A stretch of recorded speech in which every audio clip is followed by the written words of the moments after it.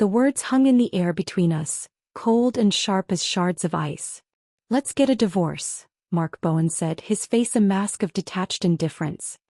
He looked at me as if we hadn't shared a home, a bed, a life for 3 years. As if I were a stranger he'd bumped into on the street. He had no idea that the woman standing before him was not the same one he'd left that morning. He didn't know I had been reborn. In my first life I had believed him. I had been so foolish. He had spun a tale about it being for our daughter Chloe and for me. A tactical divorce, he'd called it. He'd explained that by registering as a single mother, we would qualify for a larger, better apartment in the new military housing block. It was all a strategy, a clever maneuver to secure our future against the rigid housing policies. My love for him and my desperate aching need to believe in the man for whom I'd sacrificed everything had made me agree. I had signed the papers with a trembling hand, trusting his plan, trusting him. I was the one who had found him broken amidst the chaos of that training accident, pulling him from a pile of rubble when everyone else had given up. I was the one who sold my mother's precious jade bracelet, our family's last heirloom, to pay his mounting medical bills, telling myself that his life was worth more than any memory. I had given him every piece of myself, my youth, my devotion, my future. And what did I get in return? Once the apartment paperwork was finalized, he stood before me in our cramped temporary quarters, hand in hand with his beloved, Lena Moore from the cultural troupe. Her smile was a little too sweet, her eyes a little too victorious. He looked me dead in the eye, his own devoid of any warmth or remorse, and said, "It's over, Maya. We're already divorced." The sheer, breathtaking ridiculousness of it all. The betrayal was a physical pain, a wound that festered for months, then years, until it killed me from the inside out. I died not from an illness, but from a broken heart, from the humiliation of realizing I had been a pawn in my own life. Now, granted a second chance, standing in the same living room with the same morning light filtering through the same cheap curtains, I looked at Mark's cold, handsome face and felt nothing but a chilling, crystalline calm. The love that had once burned so fiercely was now ash. The fear was gone. All that remained was a clear, singular purpose: to survive for Chloe. "All right then," I said, a faint, deliberate smile touching my lips. "Mark Bowen, let's get a divorce." A flicker of surprise crossed his features, so brief I might have imagined it. He had expected resistance, tears. He recovered quickly, nodding with a grim satisfaction. "Good. It's for the best." His stride was long and purposeful as we walked out of the military compound side by side, yet he left me to trail behind, carrying our 3-year-old daughter Chloe. She was a warm, sleepy weight in my arms. I felt like an inconvenient piece of luggage, an afterthought. The sun was blindingly bright, and I had to lower my head, the crushing familiarity of the scene making my eyes ache with unshed tears I would no longer allow myself to shed. "Mama," Chloe's soft, milky voice whispered in my ear, "why is Daddy walking so fast?" I tightened my hold on her, breathing in her familiar, comforting scent. I smoothed her dark, silky hair. "Daddy has important things to do, sweetheart. We mustn't bother him." I saw his steps falter for a fraction of a second, his shoulders tensing almost imperceptibly. He heard me. He just didn't care enough to slow down or look back. In my last life, that tiny hesitation would have filled me with a pathetic shred of hope. Now it only confirmed his profound indifference. The journey to the Civil Affairs Bureau was a silent, tense affair. He drove, his focus entirely on the road ahead. I sat in the passenger seat, holding Chloe on my lap, watching the city blur past. I remembered this drive from before, the frantic beating of my heart, the desperate prayers that this was all just a bad dream. This time my heart was still, my mind clear. I was planning. At the bureau, the clerk, a middle-aged man with a weary expression, looked up as we approached. His eyes flickered with recognition when he saw Mark. My husband, no, my soon-to-be ex-husband, pulled out 2 packs of State Express cigarettes from his pocket and slid them across the counter with a practiced ease. "Comrade Wong," Mark said, his tone familiar, almost jovial. "We're here to finalize the divorce."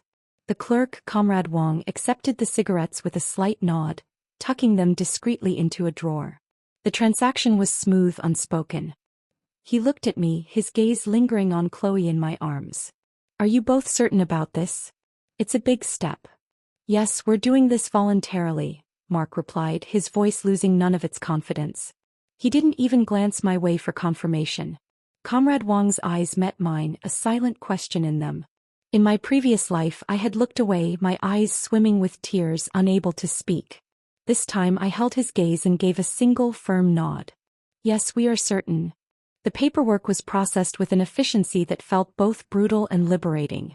The stamp came down on our booklets with a definitive thud. The sound echoed in the quiet room, a period at the end of a short, unhappy sentence. When the fresh, red-stamped divorce certificate was placed in my hands, the paper warm from the printer, I saw the faintest smirk of triumph at the corner of Mark's mouth. He thought he was free. He thought his new, unburdened life with Lena was about to begin. I met his gaze squarely, the coldness in my own surprising even me. Congratulations, Captain Bowen. You got exactly what you wanted. He froze, the smirk vanishing. This wasn't the script. I was supposed to cry, to beg, to make a scene he could later use as proof of my instability. My calmness, my sharp, clear words unnerved him. His brow furrowed in displeasure and confusion. What is that supposed to mean? He asked, his voice dropping, losing its public-friendly tone. I took a step back, holding Chloe tighter, putting a tangible distance between us. It means what it sounds like. Captain Bowen, now that we're divorced, we go our separate ways.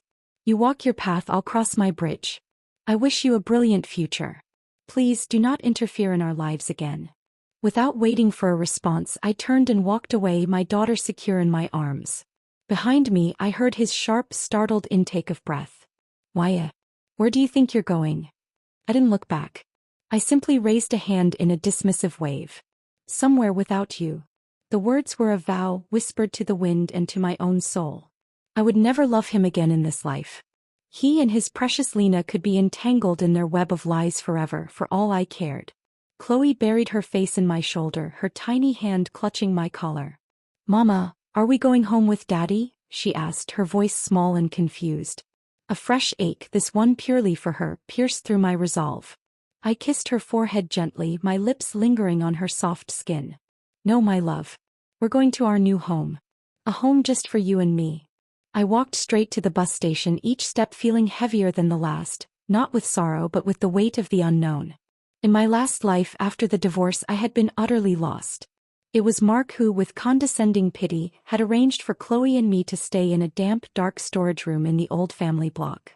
He'd said it was temporary, just until the new apartment was allocated. I, the fool, had believed him again, enduring the mold, the gossip, the sickness it brought Chloe, all for an empty promise. This time I had a destination in mind.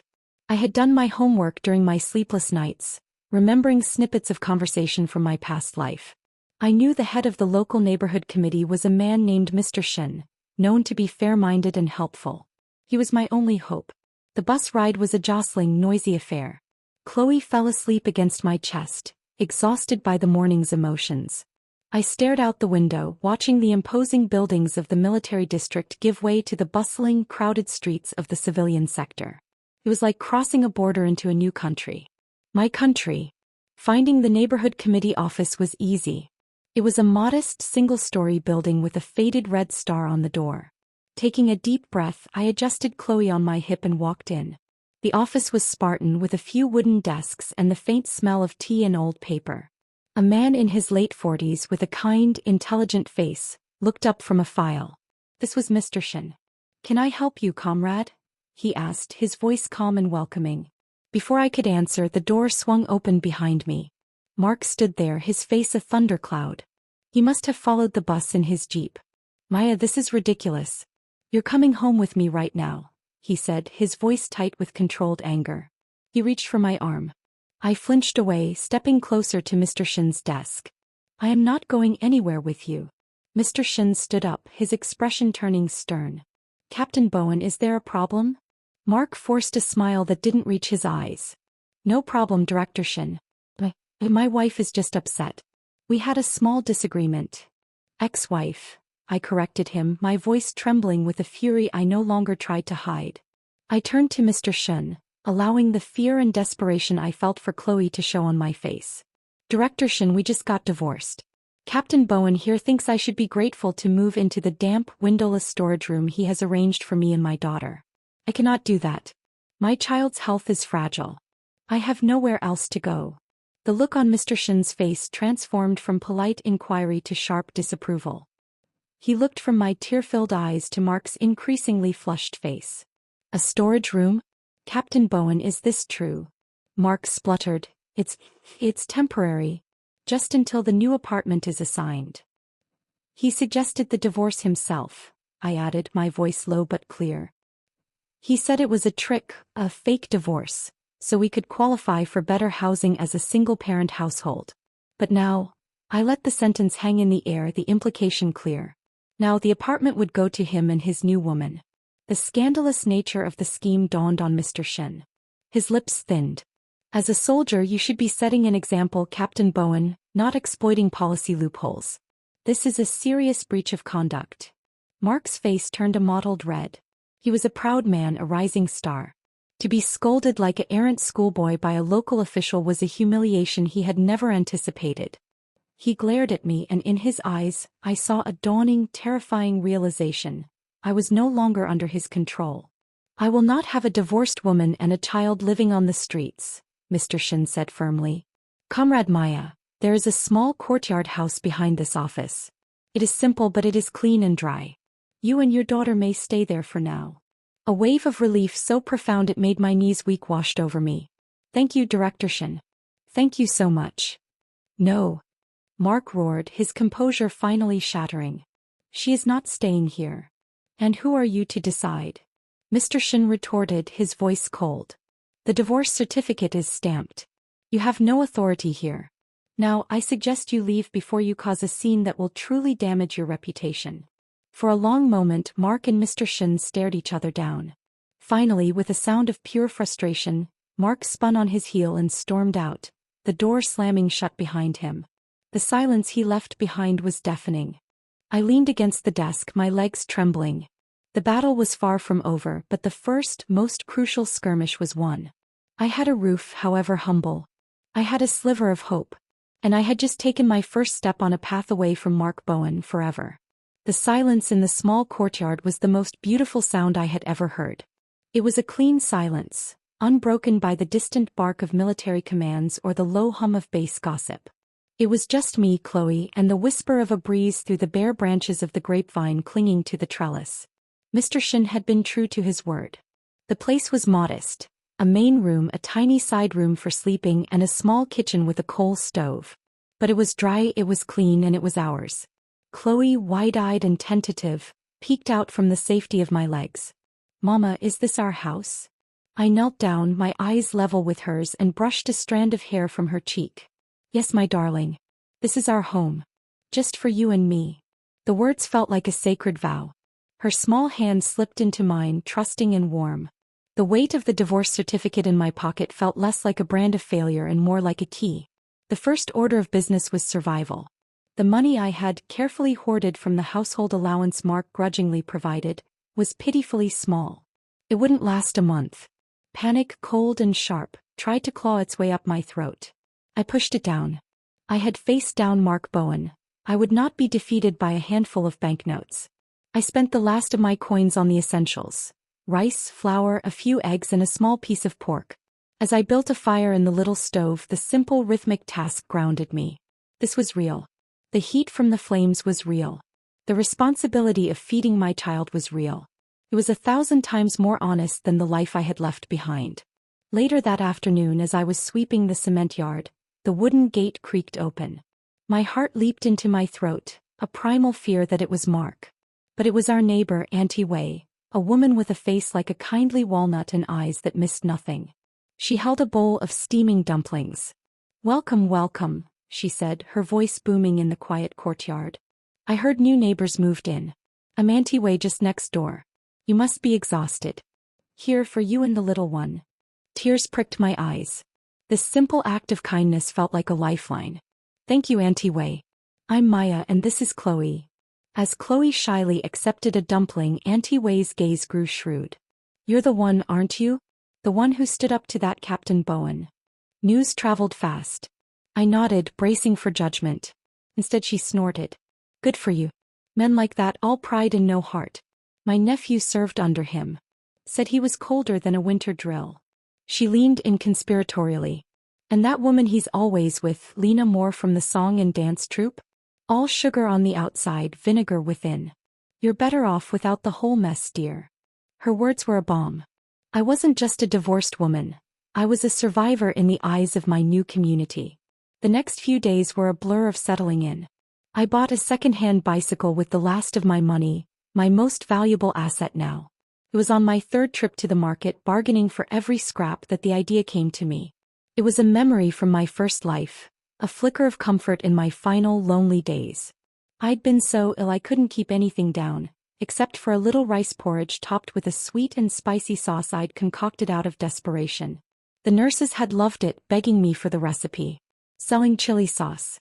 The thought ignited in my mind like a struck match. It was something I could do. It required little startup cost, just chilies, garlic, sugar, and soybean paste. It was a skill that was uniquely mine, born not from duty to a man, but from my own ingenuity. I poured the last of my funds into buying ingredients. Back in my little kitchen, I washed and dried the vibrant red chilies, their fiery scent tickling my nose. I peeled garlic cloves, their pungent smell a promise of flavor. The rhythmic pounding of the chilies and garlic in the stone mortar was a cathartic release of all my pent-up frustration and fear. I was not just making sauce. I was building a foundation. As the mixture simmered in the pot, a rich, complex aroma filled the courtyard, tangy, sweet, and with a slow-building heat. It was the smell of possibility. Auntie Wei appeared at the door again, sniffing the air like a delighted bloodhound. Heavens, child, what is that smell? It's making my mouth water. I smiled, scooping a little onto a spoon for her to taste. Her eyes widened. Why, this is incredible. You could sell this. Seriously, this is better than anything in the state store. Her genuine enthusiasm sealed my resolve. The following afternoon I made my plan. I steamed a batch of plain buns and filled a dozen clean recycled glass jars with the glistening red sauce. My hands trembled as I packed them into the bicycle basket. This was it. My first battle in the war for our independence. I chose the gates of the large cotton mill. When the shift ended, a river of women in blue overalls poured out, their faces tired but animated. My heart hammered against my ribs. I was an outsider, a nobody with a strange product. I laid out my cloth, arranged the jars and set out the torn bun pieces, each dabbed with a sample of sauce. I didn't shout. I stood quietly, my belief in my product my only advertisement. For a long, agonizing time people streamed past. Then a group of 3 women paused. One with a kind, curious face pointed. What's this? It looks interesting. My chance. I offered her a sample with a smile. Homemade sweet and spicy sauce. Please try it. Her friend tugged her arm. Don't eat strange things. But the first woman took the bite. Her expression transformed from curiosity to delight. Oh, this is wonderful. Sweet first, then a little kick. Try it you too. The ice was broken. In 15 minutes all my jars were sold. As I counted the money, 13 yuan and 50 fen, my vision blurred with tears. It was the most honest money I had ever earned. It was then I heard the voice, sharp and laced with mockery. Well, if it isn't the former Mrs. Bowen. How the mighty have fallen. I turned.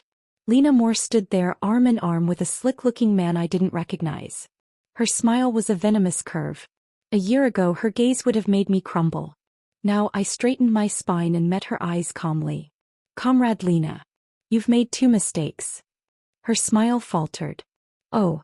1, I said, my voice clear and carrying. I am not the former Mrs. Bowen. We are divorced. My name is Maya.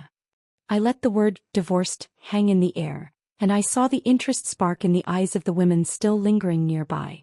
And 2, I continued, my gaze flicking to her companion, I earn my living with my own hands. It's called ability. It's far more honorable than scheming for things that were never yours to begin with. Lena's face flushed a blotchy red. The man beside her looked uncomfortable. You shut your mouth, she hissed, her composure shattered. Aren't you always with Captain Bowen? I asked innocently. Who is this comrade? Aren't you going to introduce us? She looked like a cat caught in the rain, utterly flustered. With a final, furious glare, she yanked the man's arm and scurried away, the picture of humiliation. The women around me chuckled. Good for you, Maya, one of them said. Ignore trash like that. We'll be back for more sauce tomorrow. As I rode home, the evening sun warm on my back, I felt a strength I hadn't known was possible. I had faced my enemy and won. I had earned my keep. But as I turned into my alley, the feeling evaporated. Parked by my gate was Mark's military jeep. He was leaning against it, still in uniform, his arms crossed. His expression wasn't angry this time. It was something else, confused, frustrated, and deeply unsettled. He watched me approach, his eyes taking in the empty baskets on my bike. "So it's true," he said, his voice low. "You've really lowered yourself to being a street vendor." I brought the bike to a stop, my body tense. "I've raised myself to being self-sufficient, Captain Bowen. There's a difference." He pushed off the jeep and took a step toward me. The air between us crackled. "Maya, someone has reported me. Me and Lena. To the party committee." I kept my face a careful blank. "Is that so?" "It's an anonymous report," he said, his eyes searching mine for a flicker of guilt. "The timing, right after the divorce. Do you know anything about it?" I held his gaze without flinching. "I don't. But perhaps it was someone who couldn't stand watching you two flaunt your relationship." The truth was, I hadn't reported him. But karma, it seemed, had its own schedule. He ran a hand through his hair, a rare gesture of agitation. "It's serious, Maya. My career, it could be over." A cold smile touched my lips. "And what does that have to do with me?" His composure broke. "We were married.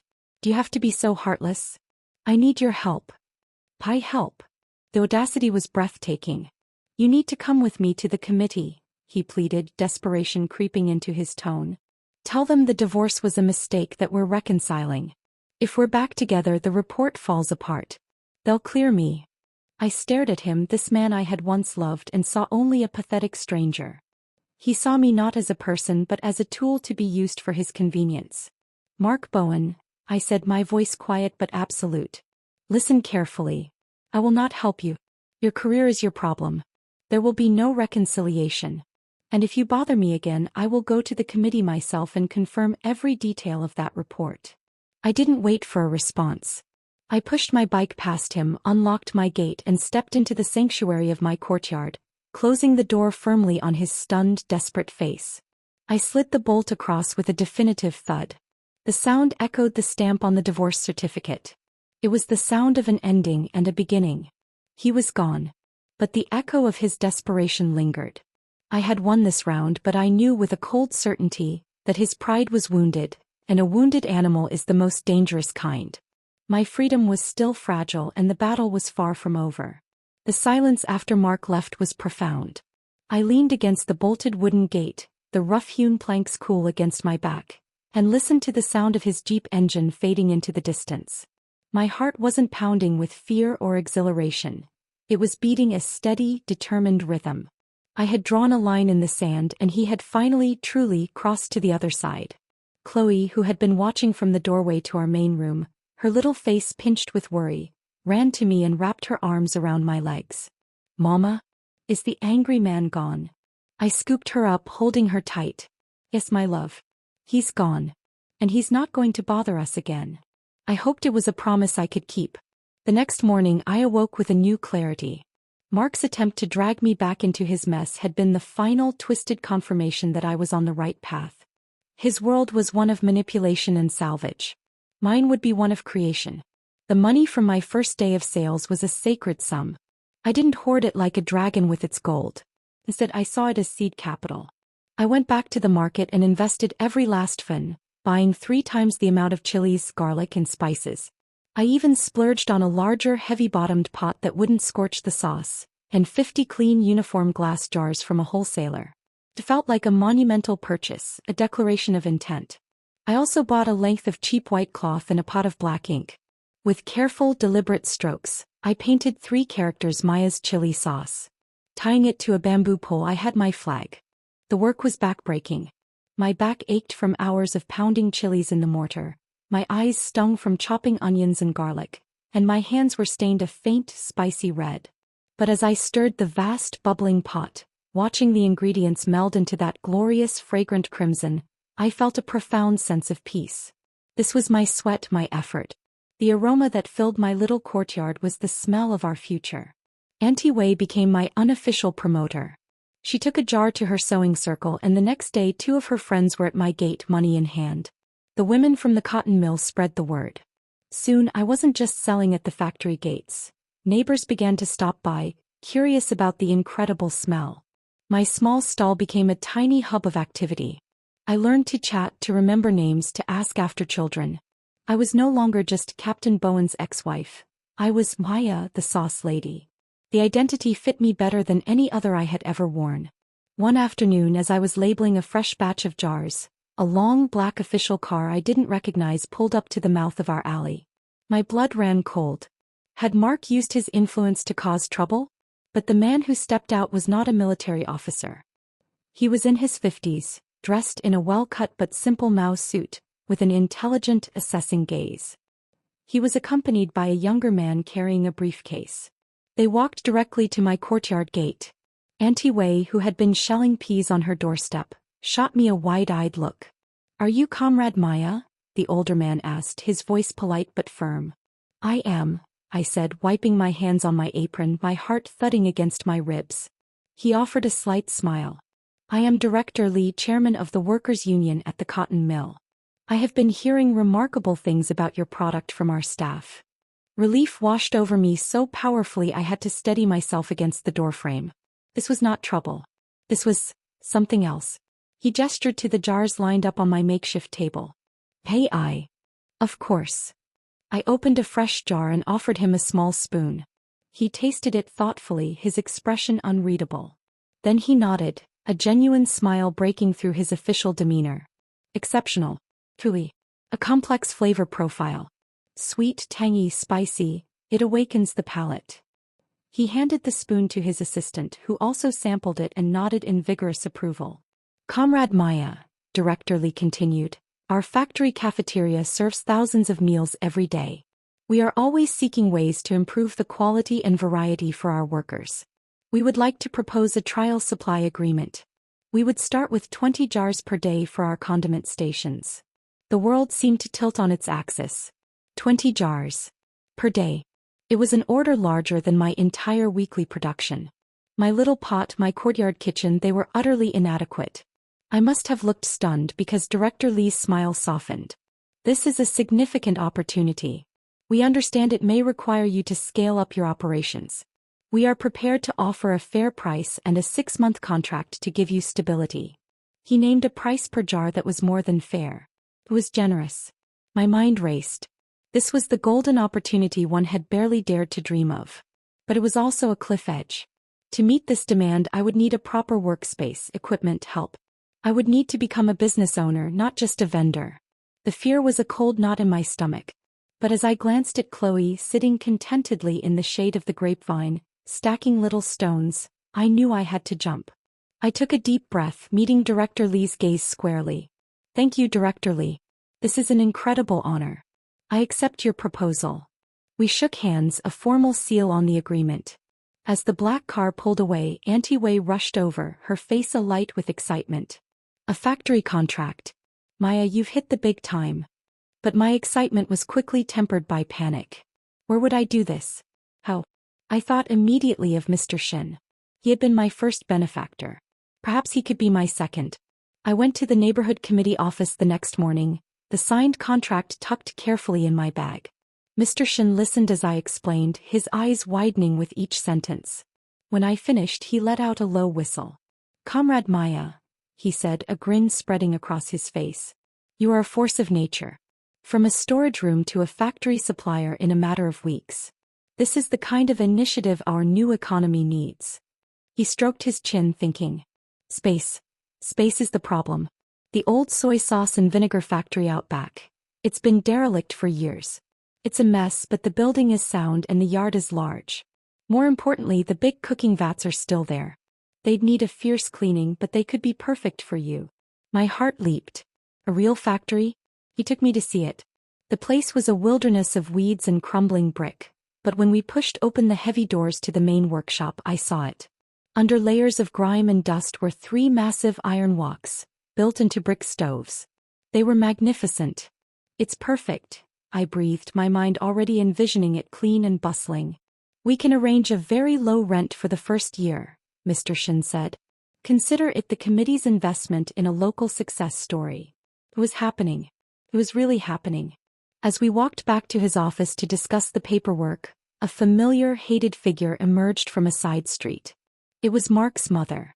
Mrs. Bowen was a small, sharp-faced woman who had never approved of me. She looked me up and down, her lips pursed in a familiar expression of disdain, but her eyes held a new, unsettling emotion: panic. Maya, she said, her voice tight. We need to talk. Mrs. Bowen, I replied coolly. I'm rather busy. This is about Mark's future, she hissed, stepping closer. This foolishness with the committee investigation, it will ruin him. You have to put a stop to it. I have no power over army disciplinary matters, I said, turning to walk away. She grabbed my arm, her grip surprisingly strong. You have all the power, she spat. You can tell them it was all a misunderstanding. That you were jealous, that you made it up. He's your husband. I wrenched my arm free. He was my husband. We are divorced. His problems are of his own making. Now if you'll excuse me, I have a business to run. Her face crumpled from anger into something like desperation. He's miserable, Maya. That woman Lena, she's dropped him. His career is in tatters. If you have any heart left, you'll help him. I looked at this woman who had always made me feel small, and I felt nothing but a distant pity. The time for me to have a heart for Mark Bowen has passed, I said softly. My heart belongs to my daughter and my future now. Goodbye, Mrs. Bowen. I left her standing there, a small, furious figure shrinking in my periphery as I walked back into the committee office with Mr. Shen. The final tie to my old life had been severed, not with a shout but with a quiet, firm goodbye. Sitting in Mr. Shen's office, signing the lease for the old factory, I felt a sense of scale I never had before. My battles were no longer just about survival or defiance. They were about building something that would last. The sauce had been my salvation. Now it was becoming my legacy. The crucible of opportunity had tested me and I had not melted. I had been forged. Signing the lease for the old soy sauce factory was one thing. Taming it was another. The following week was a baptism of fire, dust and sheer back-breaking labor. The place was a tomb of neglect. Weeds as tall as my waist choked the courtyard. Inside, the 3 massive iron walks were scabbed with rust and decades of grime. The air was thick with the smell of decay. But I looked at those giant walks and I didn't see ruin. I saw potential. I saw my future bubbling in them. I used the advance from the cotton mill contract to hire 2-day laborers. A pair of quiet, strong brothers from the countryside who didn't ask questions, just worked with a steady, relentless energy. Together we attacked the wilderness of the yard, clearing the weeds and sweeping years of debris from the main workshop. The sound of our shovels and brooms was the sound of rebirth. The walks were the biggest challenge. I spent a full day on just one, on my hands and knees, scrubbing with abrasive salt and vinegar until my fingers were raw and the water in my bucket was black. But slowly the rust gave way to pitted but clean iron. It was grueling, mind-numbing work. At the end of each day I would stumble back to my little courtyard, my body aching in places I didn't know could ache, and collapse onto my bed. Chloe would pat my face with her small, cool hands, her brow furrowed with concern. Mama tired. I am, baby, I'd whisper, pulling her close. But it's a good tired. Auntie Wei, bless her, became our guardian angel. She would often take Chloe for a few hours, feeding her dinner and letting her play with the other children in the alley, giving me precious extra time to work. The community, once a source of potential judgment, had become a network of quiet support. The woman who sold me vegetables would save her best chilies for me. The man at the coal yard gave me a fair price on fuel for the furnaces. I was no longer just a divorced woman. I was a local entrepreneur and they were rooting for me. Finally, the day arrived for my first production run in the new space. I had hired my first real employee, a young woman named Xiaoling who had been laid off from a textile mill. She was shy but clever and had a desperate need for the work. I trusted her because Mr. Shin had vouched for her family. We lit the furnace beneath the first giant wok. The fire roared to life, its heat a palpable force in the cavernous room. As the oil heated, I began adding the mountains of chopped chilies and garlic. The aroma that erupted was unlike anything from my little pot. It was immense, a cloud of spicy perfume that billowed out of the factory doors and into the alley. A small crowd gathered, drawn by the smell. For hours Xiaoling and I stirred the vast bubbling sea of red with long wooden paddles. Sweat poured down our faces, stinging our eyes. It was hot, grueling work, but there was a rhythm to it, a primal satisfaction. We were conjuring something from nothing. We filled over 100 jars that first day, lining them up on newly built wooden shelves. They gleamed like rubies in the afternoon light. As I wiped the sweat from my brow, looking at the fruits of our labor, a profound sense of accomplishment settled over me. I had built this. Me. The delivery to the cotton mill cafeteria the next morning was a moment of high anxiety. Director Lee himself was there to receive it. He watched as the cafeteria workers unpacked the jars and placed them on the long tables. At lunchtime I lingered, hidden near the doorway, watching the stream of workers. I saw a woman dollop a generous spoonful onto her rice. She took a bite, paused, and then turned to her friend, saying something that made them both nod vigorously. A wave of relief so strong it made me lightheaded washed over me. It was a success. But triumph, I was learning, is often a prelude to crisis. It happened a week later.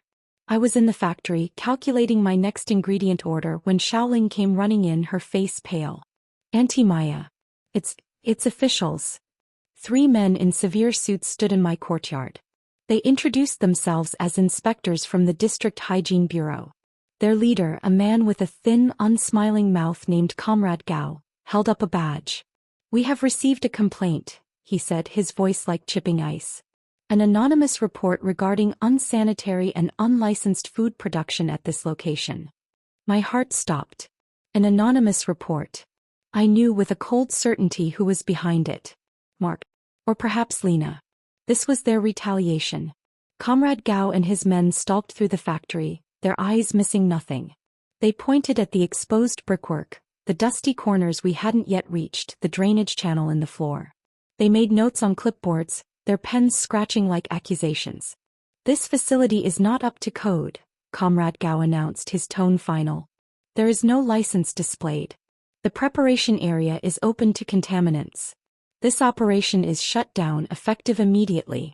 You will cease all production and sales until you have passed a full inspection and obtained the proper permits." The words were a death sentence. The cotton mill contract had deadlines. If I missed a delivery, they would cancel. My reputation would be ruined before it even began. The investment I had made, the ingredients, the jars, the coal, Xiaoling's wages, would be lost. I would be bankrupt, back to zero. Panic threatened to choke me. I saw all my hard work, all my hope, crumbling to dust. I wanted to scream, to cry, to plead. But I remembered the look on Mark's face when I had stood up to him. I remembered the feeling of the divorce certificate in my hand. I had faced down worse than a bureaucrat with a clipboard. I took a deep breath, forcing my voice to remain calm and respectful. "Comrade Gao, I understand your concerns completely. Public health is paramount. However, I would like to respectfully point out that I am in the process of applying for all the necessary permits through the local neighborhood committee. Director Shin is assisting me." I gestured to the sparkling clean woks, the neatly stacked jars. "As for sanitation, we strive for the highest standards. Every jar is sterilized. Every ingredient is washed. We may be a new operation, but we are a conscientious one. The complaint you mention, I suspect it may be malicious. A personal grudge, not a matter of public safety." Comrade Gao's expression did not soften, but a flicker of uncertainty crossed his eyes. He was a man who dealt in facts, and the factory, while rudimentary, was not the pest-ridden hovel a complaint might have suggested. "Malicious or not, the regulations are clear," he said, but his tone was less absolute. "You cannot operate without a license." "Then I will get one," I said, meeting his gaze squarely. "But Comrade Gao, shutting me down now would mean breaking a contract with the cotton mill. It would put my employee out of work. It would waste good food. Would it be possible to allow me to continue under your supervision while my application is processed? You could inspect us weekly, unannounced. I have nothing to hide." It was a gamble. I was asking for a chance, appealing to his reason over his rulebook. The silence stretched. I could hear my own heart beating. Finally, he glanced at his colleagues, then back at me. "1 week," he said curtly. "I will return in 1 week. If the permits are not in progress and if I find a single violation, this place will be padlocked. Is that clear?" It was not a reprieve, but it was a stay of execution. Perfectly clear, Comrade Gao. Thank you. They left and my knees buckled. I leaned against the warm brick of the furnace, trembling. Xiaoling looked at me, her eyes wide with fear. What do we do, Auntie Maya? I pushed myself upright. We do what we always do, Xiaoling. We work. I went straight to Mr. Shin's office. He listened, his face growing grim. A hygiene inspection? So soon? He sighed. It seems your ex-husband still has some fight in him. And some friends in low places. He immediately began making phone calls, pulling files, writing letters of introduction. The bureaucracy was a labyrinth, but Mr. Shin knew every twist and turn. For the next 7 days we operated under a microscope. I cleaned every surface until it shone. I implemented strict new rules. Hairnets, clean aprons, designated washing stations. I documented every step of our process. I was not just making sauce. I was building a case for my own legitimacy. The day Comrade Gao returned, I was ready. I presented him with the paperwork from the committee, stamped and signed, showing my license was pending. I showed him my new hygiene protocols. I showed him the logbook of our ingredient sources. He conducted his inspection in silence, his face unreadable. He ran a finger along the rim of a wok, checking for dust. There was none. He examined the jars. They were pristine. Finally he nodded. The improvements are adequate. The application is in order. You may continue operations. He almost but not quite smiled. Your sauce is quite popular with my wife, you know. She bought a jar at the market. And just like that, the crisis was over. The threat that had felt like an avalanche became a pebble in my path. As Comrade Gao drove away, I didn't feel elation. I felt something deeper, more solid. I had faced a threat to everything I had built and I had not broken. I had negotiated. I had adapted. I had prevailed. That evening, as I sat in my courtyard with Chloe, listening to her chatter about her day, I realized the taste of this victory was different from the first sale. That had been the sweet taste of hope. This was something richer, more complex. It was the bold, undeniable taste of my own strength. Mark Bowen had tried to break me with a piece of paper once and he had failed. He had tried again with an anonymous report and he had failed even more spectacularly. He was learning a hard lesson. The woman I had become was far stronger than the girl he had left behind. The approval from the Hygiene Bureau was more than just a permit. It was a seal of legitimacy. News of the confrontation, filtered through Auntie Wei's dramatic retellings, spread through the neighborhood. I was no longer just the plucky divorcee with a good sauce recipe. I was Maya, the businesswoman who had stared down a government inspector and won. A quiet respect settled around me in my little factory. With the threat of shutdown lifted, business blossomed. The cotton mill order was steady, but now individual orders poured in from other factory canteens, and even a few small state-run grocery stores. The 100 jars a day I'd been so proud of soon became 200, then 3. The rhythmic chopping of garlic and the thunderous bubbling of the giant woks became the soundtrack of my life. I hired 2 more women from the neighborhood. Sister Gua, a widow with a fierce work ethic and a surprisingly bawdy sense of humor, and young Fun, whose hands were quick and careful for sealing jars. My tiny workforce of 4 became a small, efficient unit. The factory, once an echoey shell, now hummed with activity and chatter. We started a small vegetable patch in a sunny corner of the yard, growing our own cilantro and scallions. The place was putting down roots and so was I. Chloe thrived. The timid shadow of a girl she'd been was gone, replaced by a confident, curious 5-year-old who treated the factory as her personal kingdom. The workers adored her, sneaking her tastes of sweet bean paste and letting her help by placing labels crookedly on jars. She started calling Mr. Shin Grandpa Shin, and he would often swing by in the afternoons, supposedly on committee business, but always with a piece of rock sugar or a small toy for her in his pocket. We were building a family not of blood but of choice and loyalty. It was this newfound peace that made the threat when it came so much more terrifying. It was a Tuesday market day. The factory was a whirlwind of activity, preparing a large order for a new client. Chloe was playing in the yard within sight, chasing a butterfly near the gate. I was inside, overseeing the filling of a particularly large batch, my attention fully consumed by the precise level of sauce in each jar. A sudden sharp cry from outside, Chloe's cry, sliced through the factory's noise. My heart seized. I dropped the ladle and ran out into the yard. A man was standing at the open gate holding Chloe by the arm. He wasn't hurting her, but his grip was firm and she was crying, trying to pull away. He was tall, dressed in a shabby suit with a face I didn't recognize. But the look in his eyes, a cold, calculating avarice, was chilling. "Let go of my daughter," I shouted, rushing forward. The man didn't flinch. "Maya Bowen?" he asked, his voice a low rumble. "Who are you? Let her go now." I was inches from him, my body trembling with a protective fury I had never known. "My name is not important," he said smoothly. "But my client is very interested in your well-being. And the well-being of this pretty little girl." He gave Chloe's arm a slight squeeze and she whimpered. "What client?" I demanded, my mind racing. "Mark, Lena." This felt different, dirtier. "A business rival," the man said, his lips curling into a nasty smile. "Your sauce is cutting into their profits. They suggest it might be healthier for you, and for her, to scale back your operations. Perhaps find a different line of work." It was an outright threat. Extortion. The success I had fought for, bled for, had attracted a new kind of predator. The fear was ice in my veins, but the anger was a fire. They had threatened my child. Just then Sister Gua emerged from the factory holding a heavy wooden paddle like a club. Fum was behind her, her face pale but determined. Shaoling had already slipped out the back, I later learned, to fetch Mr. Shen. "You let that child go, you filthy worm," Sister Gua bellowed, brandishing the paddle.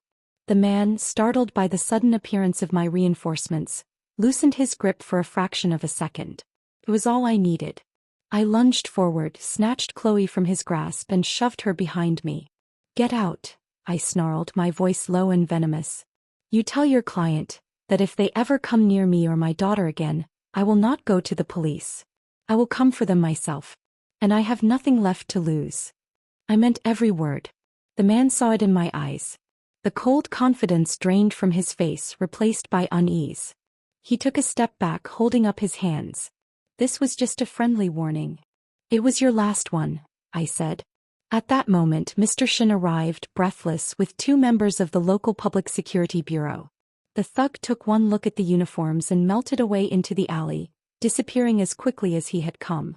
I held Chloe, who was sobbing, into my neck and shook uncontrollably. The incident was over in minutes, but it left a deep scar. Success was not a shield, it was a target. Mr. Shen was furious. "This is outrageous. We will find out who is behind this." He posted a watch from the neighborhood committee for the next few nights. The threat forced me to evolve again. I hired a retired, no-nonsense security guard, Old Wang, to keep watch during the day.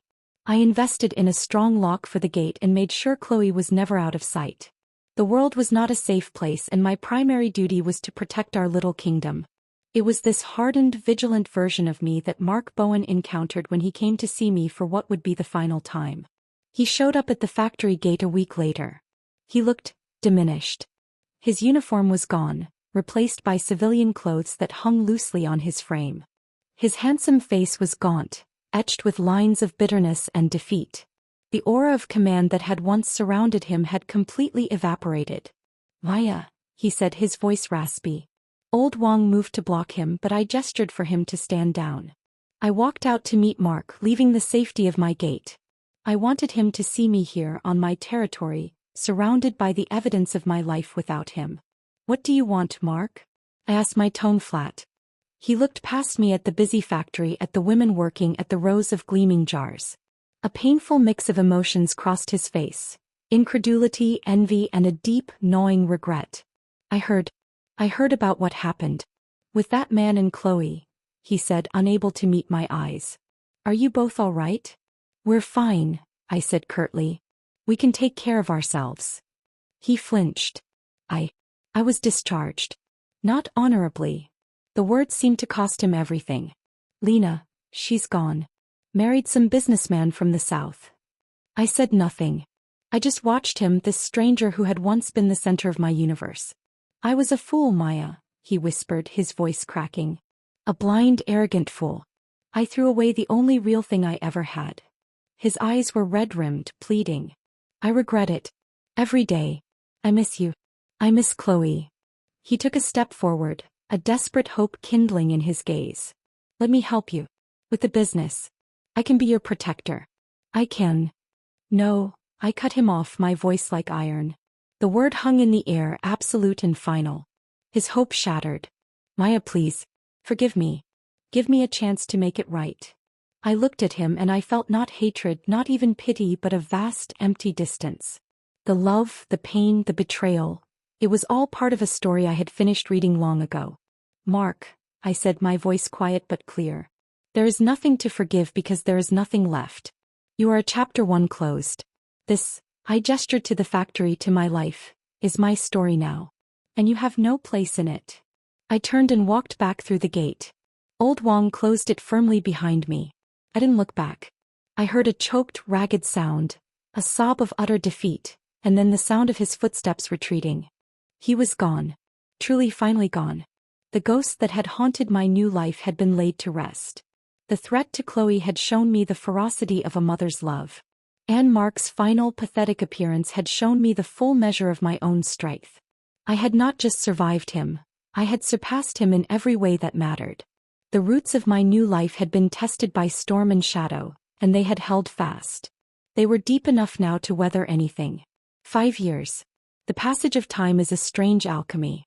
It can grind down mountains and yet, in the same breath, allow a sapling to become a forest. 5 years ago, I was a ghost in my own life, clutching my daughter and a divorce certificate, stepping into a dusty, silent courtyard with nothing but a suffocating fear. Today, I stood at the doorway of that same courtyard, watching the morning sun dapple the flagstones, and listened to the sound of my world. It wasn't silent anymore. The sound was a steady, rhythmic hum coming from the building next door, the former soy sauce factory, now officially registered as Maya Foods. The clinking of glass jars on the conveyor belt we'd installed last year, the low murmur of 24 female employees, the distant rumble of the delivery truck being loaded. It was the sound of a heartbeat. My heartbeat. Chloe, now a lively 8-year-old with my stubborn chin and a laugh that could light up a room, came skidding out of the house, her school bag bouncing on her back. Mama, Grandpa Shin says he's taking me for noodles after school. Can I go? Please. I smiled, smoothing down her hair. Of course you can. But homework first, little sparrow. Deal, she chirped, planting a quick kiss on my cheek before dashing off towards the factory's side gate, where old Wang, our security guard turned beloved uncle, was waiting to walk her to school. I watched her go, my heart a complex knot of pride and wonder. She had no memory of the damp storage room, of the man who walked too fast and never looked back.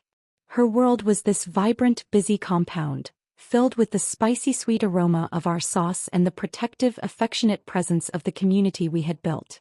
She was rooted here, in this soil we had tilled together. My morning rounds through the factory were a ritual I never tired of. Sister Gua, now my production manager, met me at the door with a clipboard and a no-nonsense expression that belied the twinkle in her eye. The new batch for the provincial export order is on schedule. But we're low on Sichuan peppercorns. The supplier is trying to raise the price again. Tell him we'll take our business to his competitor in the next county, I said, glancing at the vats where the sauce bubbled, a deep, fragrant crimson. Remind him who his biggest client is. Sister Gua grinned. That's my girl. She had been the first to call me boss, and the title, once so foreign, now felt as comfortable as my own skin. The business had grown in ways I'd never imagined. What started as jars for factory canteens was now on shelves in cooperatives across 3 provinces. We'd even secured a small but prestigious export contract to a Chinese grocery in San Francisco. Meiya Lajiang was a recognized brand. I had a proper office now with a desk and filing cabinets and a photograph on it. A picture of Chloe and me taken last spring, our faces pressed together, smiling so hard our eyes were scrunched shut. The success had brought a different kind of peace. The anonymous threats had stopped years ago, the rival business having folded without its dirty tactics. The world, it seemed, respected strength more than it preyed on vulnerability. I was no longer just surviving, I was thriving. It was on a quiet afternoon as I was reviewing the monthly accounts, that a soft knock came at my office door. Come in. It was Mr. Shin. Over the years, his role had organically shifted from neighborhood committee director to my most trusted advisor and, truly, a grandfather to Chloe. His hair was more silver now, but his eyes were as sharp as ever. Waya, he said, holding a sheaf of papers. The paperwork for the new labeling is finally approved. No more homestyle designation. We're officially an industrial food producer. He said the words with a mock solemnity that made me laugh. Thank you, Grandpa Shin, I said, using the title Chloe had bestowed upon him. I couldn't have navigated any of this without you. He waved a dismissive hand, but I saw the pleasure in his eyes. He sat down in the chair opposite my desk, his gaze drifting to the window that looked out over the busy factory floor. You know, he said, his tone thoughtful, when you first came to my office, a scared woman with a child in her arms, I never would have dreamed of this. Neither would I admitted softly. I helped you because it was my duty, he continued. But I continued to help you because it has been my privilege. To watch you build this, it has been the greatest joy of my retirement. The air in the room shifted. It was not a dramatic shift but a gentle, quiet one, like the turning of a page. We had spent years side by side, a team bound by mutual respect and a shared love for a little girl. We had celebrated triumphs and weathered crises. In the quiet spaces between the work, a fondness had grown, deep and steady as an old tree. He reached across the desk and placed his hand over mine. His hand was warm, slightly rough with age. Waya, he said, his voice gentle but firm. This life you have built, it is magnificent. But it doesn't have to be a life you live alone. I looked at our hands, then up at his face. I saw no pity, no desperation, only a quiet, unwavering certainty. He wasn't offering to save me or protect me. He was offering to stand beside me. He was offering a partnership of equals. I thought of Mark's final desperate plea a lifetime ago. It had been a demand for redemption, a burden. This was different. This was an invitation to share a harvest we had both helped to plant. A sense of peace, profound and complete, settled over me. It was not the frantic excitement of first love, nor the bitter ashes of a love betrayed. It was the calm of a river reaching the sea. I turned my hand under his and laced my fingers through his. A slow, genuine smile spread across my face, one that felt like it reached every part of my soul. It doesn't, I said. And I don't think I want to anymore. That evening, the three of us, Chloe, Mr. Shin and I, ate dinner together in my courtyard, under the grapevine that was now a lush, green canopy. Chloe chattered about her day, her words tumbling over one another. Mr. Shin, Liang as he had asked me to call him now, listened with a patient smile, adding a comment here and there. I watched them, the two people who were my world, and I felt a gratitude so immense it was almost a physical presence. The path that had begun with such pain and betrayal had led me here, to this simple, profound happiness. I had gone to war with my past and in doing so had won my future. The sauce had been my salvation, but this quiet love, this chosen family, was my true fortune. I had not just built a business. I had built a life. And it was a life finally and completely of my own making. The end.